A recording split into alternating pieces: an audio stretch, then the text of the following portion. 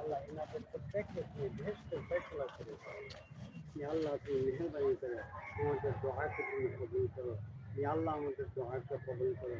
ইয়া আল্লাহ আমাদের দোয়াকে কবুল করো। ربنا آتنا في الدنيا حسنة وفي الآخرة حسنة وقنا عذاب النار اللهم عافنا من كل بلاء الدنيا وعذاب الآخرة ইয়া আল্লাহ আমাদের প্রত্যেকের গুনাহ খাতাগুলো মাফ করে দাও।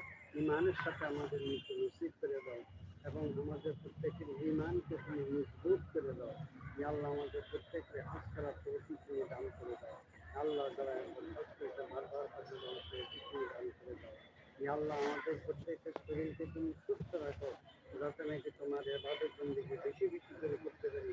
ইয়া আল্লাহ আমরা যেন ভুলে না যাই যে আমাদের মা বাপ এখানে কি আছে, আত্মীয় স্বজনরা কি আছে, আমরা যেন আমার মনের মধ্যে একটু যেন তাদের থেকে ভুলে না যায়। আল্লাহ তুমি তৌফিক দান করে দাও।